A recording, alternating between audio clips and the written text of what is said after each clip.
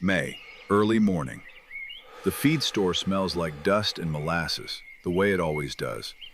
I'm standing at the register holding a 40-pound bag of layer pellets, and the kid behind the counter says that'll be $47. I nod, pay, load the bag into the trunk. On the drive home, I do the math in my head. 4 chickens, 1 bag a month, 12 months. That's somewhere north of $500 a year to feed animals that were supposed to save me money on eggs. I park in the driveway, sit for a minute, and stare at the receipt. That receipt is the reason this video exists. Not because I found a coupon or switched brands, but because between May and October of that same year, my feed bill dropped from $47 a month to zero. Not close to zero, actual zero. 3 sources of food, all of them already in my yard, replaced that bag entirely. I want to walk through each one, show what I set up, what worked, what surprised me, and what you should probably skip. First, the number that makes this worth talking about. 4 backyard hens on commercial layer pellets cost roughly $480 a year in my area. Prices vary, obviously. Some regions are cheaper, some worse. The point isn't the exact figure, it's the habit. Every month, it's the same trip. Drive to the store, buy the bag, pour it into the feeder, repeat. I did that for 7 months before I thought to ask whether the yard I was already maintaining could do the same job. Turns out it could, almost entirely. Source 1, black soldier fly larvae. This was the one that changed everything, and it starts with a bucket. A regular 5-gallon bucket with a lid and a few holes drilled near the top, 1/4 inch, nothing fancy. I drilled 8 holes in a ring about an inch below the rim. That placement matters. Too low and rain floods the scraps. Too high and the flies can't find the opening. Right below the lip, angled slightly upward so water runs off, but the scent drifts out. That's the sweet spot. The bucket goes somewhere warm and shaded, near the garden or behind the compost bin, raised off the ground on a couple of bricks so air circulates underneath. Then the kitchen scraps go in. Vegetable peels, fruit cores, coffee grounds, leftover rice, bread ends, wilted salad greens, the mushy strawberries nobody wants. Not meat, not dairy, not citrus in large amounts. Those attract houseflies and rodents, which are the wrong guests entirely. Within a week or 2, depending on the weather, black soldier flies find the bucket on their own. No need to buy them, order them, or introduce them. If there's organic matter and warmth, they come. They lay tiny clusters of pale eggs near the holes. The larvae hatch, drop into the scraps, and start eating. Here is where it gets interesting. A single bucket of larvae can process about 5 pounds of kitchen scraps per week. The larvae themselves are around 40% protein and 30% fat. That's higher than most commercial feeds. After about 2 weeks, the mature larvae crawl up toward the exit holes. They do this naturally, looking for dry ground to pupate, and you collect them in a ramp or a secondary tray. I use a piece of corrugated plastic angled into a shallow pan. The larvae climb, fall in, and that's breakfast. I'll be honest, the first time I opened that bucket and saw the writhing mass of grubs, I nearly closed it and walked away. I taught biology for 30 years. I knew what decomposition looked like under a microscope. Seeing it at scale, in a bucket behind my shed, with a smell that sits somewhere between sourdough and warm compost, that was a different lesson. My wife came out, looked in, looked at me, and said, "You know, when I agreed to chickens, this isn't what I pictured." She was right. It wasn't what I pictured either. The chickens, though, pictured it perfectly. They hear that bucket lid come off from across the yard. One bucket feeds my 4 hens about 2 to 3 meals a week during warm months, late spring through early fall. In winter, the larvae slow down. That's fine. That's where source 2 picks up. Compost worms. If you already have a compost bin or a worm bin, you're already growing chicken feed and might not know it. Red wigglers, Eisenia fetida, if you remember any Latin from school, reproduce fast in a well-maintained bin. A population of 1,000 worms doubles roughly every 3 months in good conditions. Good conditions means shredded cardboard on the bottom, kitchen scraps layered on top, moisture like a wrung-out sponge, and shade. Not complicated, not expensive. The bin itself cost me $12 in lumber scraps and a leftover piece of plywood. Once the population is established, give it 2 or 3 months. You can harvest a handful of worms every few days without hurting the colony. Grab from the edges, not the center. The center is where they breed. A small handful of red wigglers tossed into the run is the closest thing to a chicken holiday I've ever seen. They go absolutely still for about 2 seconds, and then it's chaos. When I taught 7th grade biology, I used to tell my students that protein is the building block everything else depends on. Without protein, cells don't divide, muscles don't grow, nothing repairs itself. I'd say it with a diagram on the board and a marker in my hand. Now I say it while watching 4 hens sprint across the yard toward a clump of worms I pulled from a box of cardboard and banana peels. The lesson is the same. The classroom changed. Worms cover the gap the larvae leave in colder months.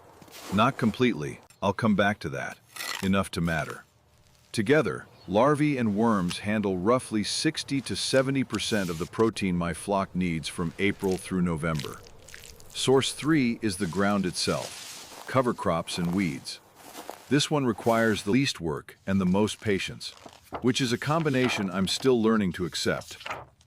In early spring, I scatter a mix of white clover, annual rye, and a little mustard across one section of the yard, usually wherever the hens have scratched bare. These seeds are cheap. A pound of white clover runs about $4 and covers 1,000 square feet. Rye is similar. Mustard is even cheaper. I let the patch grow for 6 to 8 weeks. Once it's thick and knee-high, I open the gate and let the hens into that section. They eat the greens, scratch for the bugs underneath, and fertilize as they go. After a few days, I close the gate, let the ground rest, and repeat on the next patch. It's rotational grazing, the same principle cattle ranchers use, scaled down to a quarter-acre yard with 4 opinionated birds. I got the timing wrong the first season. Let them in too early. The clover was maybe 4 inches tall, and they tore it out by the roots in a single afternoon. Gone. Bare dirt with little white root tufts scattered everywhere like confetti after a bad party. I had to reseed the whole patch and wait another 6 weeks. Second time around, I let it get to knee height before opening the gate. Completely different result. The plants were established enough to survive the scratching, regrew within 2 weeks, and I got a second rotation out of the same patch before fall. The weeds are a bonus. Dandelion greens, chickweed, clover blossoms, plantain, all edible, all nutritious, all growing without any effort on my part. I stopped weeding certain corners entirely. The chickens consider those corners a buffet. What used to be a chore became a feature.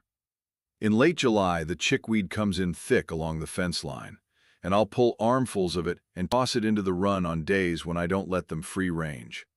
They strip the leaves in minutes. There's a fourth source that most guides mention as an afterthought, and I almost did the same. Free-range foraging. 2 hours a day, loose in the garden, changes everything. Chickens are not gentle foragers. I learned that the hard way. The first week I let them roam, they demolished a row of lettuce seedlings, scratched through my fresh mulch like it had insulted them, and dug a crater beside the compost bin deep enough to twist an ankle in. I considered returning them. Genuinely considered it. What saved the arrangement was timing. I stopped letting them out in the morning, when the slugs and ground beetles are active near the young plants.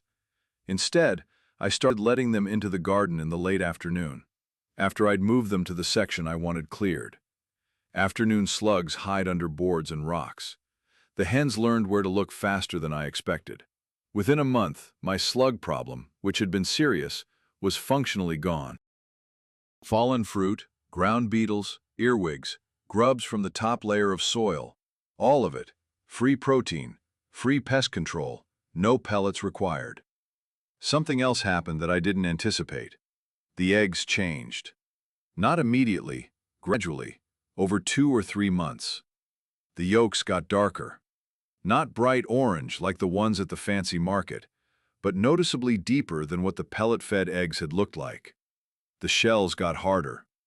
I cracked one on the side of a pan in August and had to hit it twice. The pellet eggs, one tap was plenty. I'm not a nutritionist, and I won't make claims I can't back up, but the physical difference was visible. The hens were eating a wider diet: insects, greens, larvae, worms, and the eggs reflected it. My neighbor borrowed a dozen in September, brought back the carton, and asked what I was feeding them. The answer was, mostly the yard. Now, what not to feed them? This matters, and I keep a short list on the wall of the coop because I learned it the slow way. No raw dried beans. They contain a toxin called phytohemagglutinin that's dangerous even in small amounts. No avocado pits or skins. Persin is the compound, and it can be fatal. No chocolate, no caffeine grounds in quantity. No onions or garlic in excess. Small amounts once in a while probably won't harm them, but I stay cautious. No moldy or rotten food.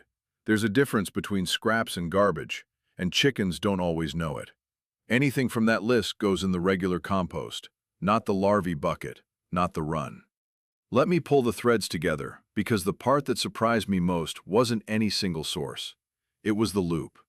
Kitchen scraps go into the larvae bucket. Larvae feed the chickens. Chicken manure goes into the compost bin. Compost worms break it down. Worms feed the chickens. Compost feeds the garden beds. Garden beds grow vegetables. Vegetable scraps go into the larvae bucket.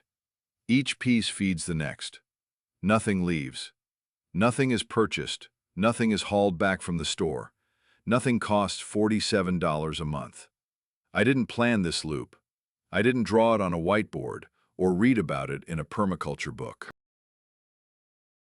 I backed into it one afternoon in August when I was scooping compost for the tomato bed and noticed the worms were fat because the chicken manure had been added 2 months earlier, and the chickens were fat because the worms and larvae were fed by the scraps, and the scraps came from the garden that was growing in the compost.